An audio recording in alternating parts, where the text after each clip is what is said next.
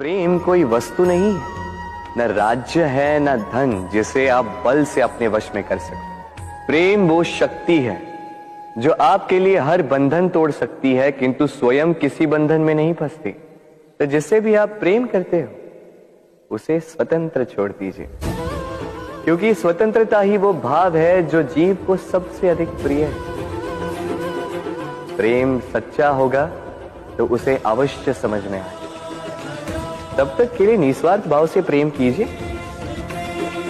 स्वार्थ हट जाएगा तो प्रेम आ ही जाएगा और मन प्रसन्न होकर बोलेगा,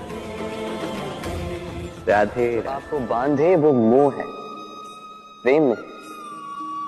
प्रेम वो जो आपको मुक्त कर विकास की ओर भेजे। चलो आपको एक उदाहरण देता हूं। कुछ माता पिता अपनी संतान को किसी अन्य नगर में पढ़ने के लिए भेज नहीं पाते, अपनी संतान को उसके मित्रों के साथ खेलने के लिए भेज नहीं पाते। चिंतित रहते हैं कि कहीं उनकी संतान को पीड़ा ना पहुंचे, और इसीलिए उसे बांध के रखते हैं। ये प्रेम नहीं है, ये मोह है। क्योंकि यदि ये प्रेम होता तो वो चाहते कि संतान माता पिता की छांव से बाहर निकलकर इस संसार को देखे, उसे समझे, उससे ज्ञान ले, अपनी अनुभवों से सीखकर अपना स्वयं का एक व्यक्तित्व बनाए। स्मरण रखिएगा, मोह से भय पैदा होता है और प्रेम से केवल आनंद। इसीलिए बांधिए मत, मुक्त कीजिए। इस विचार को अत्यंत महत्व दीजिएगा। इस विचार पर विचार करना सीखिए। मेरा तात्पर्य यह है कि जीवन में जब भी कुछ ऐसा हो जाए तो पूछिए कि ऐसा क्यों हुआ। क्या आपसे कोई ऐसा कर्म हुआ था जिसका ये प्रतिफल है? कोई ऐसा कर्म जो अनुचित था, असत्य था, जो अभद्रता का कारण था? सोचना आवश्यक। ये मत सोचिए कि मेरे साथ ऐसा क्यों हुआ, ये समस्या क्यों आई, उस व्यक्ति ने मेरे साथ ऐसा क्यों किया। ये सोचिए कि आज मेरे जीवन में जो भी परिस्थिति है, इससे मैं किस प्रकार बाहर निकल सकता। जीवन में जब भी आप अपना लक्ष्य चुनो तो भ्रम से सावधान रहिए, क्योंकि वो आपके लक्ष्य को भटका देगा। जब यात्रा करो तो आलस्य से सावधान रहिएगा, क्योंकि वो आपको आपकी यात्रा पूर्ण करने देगा नहीं। जब भी न्याय करो तो मित्रों से सावधान रहिएगा, क्योंकि वो आपकी न्याय करने की शक्ति को दुर्बल बना देता। जब भी सफलता प्राप्त करो घमंड से सावधान रहिएगा, क्योंकि वो आपकी सफलता को अधिक समय के लिए आपके पास टिकने देगा नहीं। और जब भी प्रेम करो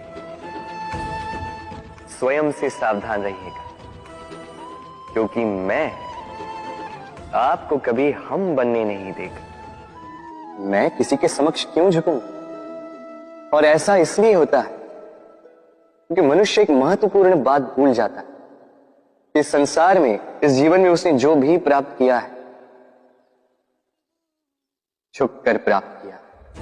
किसी के समक्ष झुकने का अर्थ स्वयं का आत्मसम्मान खो देना नहीं, उसका अर्थ होता है स्मरण रखिएगा, यदि आपका ध्यान केवल और केवल अपने लक्ष्य पर होगा तो लक्ष्य अवश्य साधो।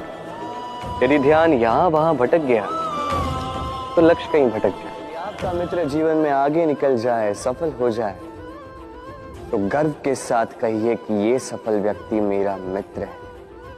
यदि आपका मित्र किसी कारणवश पीछे रह जाए, किसी विपदा में फंस जाए, तब भी गर्व के साथ खड़े रहिए और कहिए कि ये मेरा मित्र है।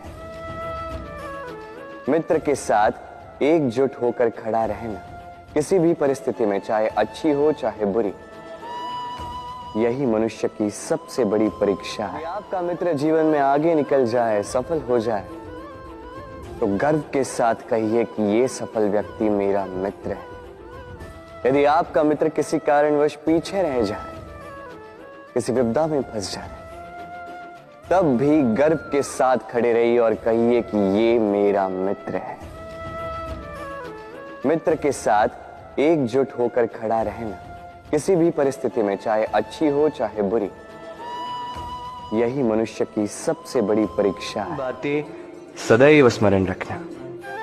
पहली, जिन्होंने आपको संकट में डाला उन्हें कभी मत भूलिएगा और भविष्य में सदैव उनसे सावधान रहिए। दूसरी, जिन्होंने संकट के समय पर आपका साथ छोड़ दिया वो आपके मित्र नहीं है, परजीवी हैं और कभी भी भविष्य में उनसे कोई आशा मत रखिएगा। और तीसरी, जिन्होंने संकट के समय पर आपका साथ निभाया, आपका मनोबल बढ़ाया, ये आपके सच्चे मित्र हैं, इन्हें कहीं मत जाने। संसार में सबसे बड़ी शक्ति है मित्रता।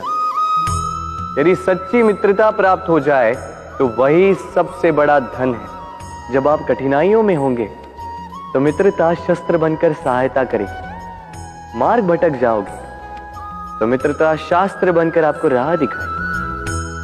षड्यंत्र में फंस जाओगे तो बुद्धि बनकर बाहर निकालेगी। अकेले हो जाओगे तो ममता बनकर साथ निभाएगी। तो यदि इस संसार में कुछ कमाना है तो धन नहीं, मित्रता कमाओ। और स्मरण रखिएगा, यदि इस संसार में मित्र बनाना आपकी सबसे बड़ी दुर्बलता है तो आप इस संसार के सबसे शक्तिशाली प्राणी हैं। राधे राधे। कंस का वध करने के लिए भगवान श्री कृष्ण वृंदावन की गलियों से हमेशा के लिए जा रहे थे मथुरा की ओर। तो अंतिम बार वो राधा से मिलने आए। राधा ने उन्हें देखा तो रो पड़ी, कहने लगी, कृष्ण, कान्हा, तुम तो कभी लौट के वृंदावन नहीं आओगे, मुझे किसके भरोसे छोड़ के जा रहे हो? मैं यहाँ क्या करूंगी, मुझे भी अपने साथ ले चलो। कृष्ण चुप हो गए। राधा समझ गई कि कृष्ण का चरित्र इतना महान है कि बिना ब्याह किए वो एक स्त्री को अपनी संगिनी नहीं बना सकते। राधा ने कहा, कन्हैया, तुम भी यहाँ हो, मैं भी यहाँ हूँ, ये लो सिंदूर, भर दो मेरी मांग में, बना लो मुझे अपनी सुहागन और ले चलो मुझे अपने साथ मथुरा। ये सुनते ही साथियों, कृष्ण राधा की तरफ पीठ करके खड़े हो गए। राधा का दिल फट गया, उनकी आत्मा रो पड़ी। वो कहने लगी, कन्हैया, क्या मैंने अपने प्रेम को विवाह में बदलने की बात करके कुछ गलत कर दिया, कुछ अशुभ कह दिया, कुछ ऐसा कह दिया जो मुझे नहीं कहना था? मुझे क्षमा कर दो, एक बार देखो तो मुझे, पलटो तो मेरी ओर। कहाँ छुप गए कन्हैया, क्यों उस तरफ घूम गए?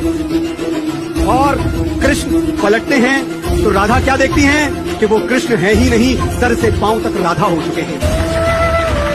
कृष्ण कहते हैं, राधा, राधा, विवाह के लिए दो की आवश्यकता होती है, मैं और तुम दो कहाँ हैं, एक ही तो हैं, बताओ मैं किससे विवाह करूं, अपने आप से? कभी किसी के साथ पक्षपात नहीं करती, हर एक को जीवन देती है, समान अवसर देती है। निर्भर उस व्यक्ति की प्रकृति पर करता है कि वो उसका किस प्रकार लाभ उठाता है, उसके चयन पर निर्भर करता है, दृष्टिकोण पर निर्भर करता है, उस पर निर्भर करता है कि वो कितना सकारात्मक है, कितना नकारात्मक है। दो प्रकार के लोग होते हैं। कुछ ऐसे लोग होते हैं जो हर दुविधा में, हर कठिनाई में, हर विपदा में अवसर निकाल लेते हैं, और कुछ ऐसे लोग होते हैं जो हर अवसर में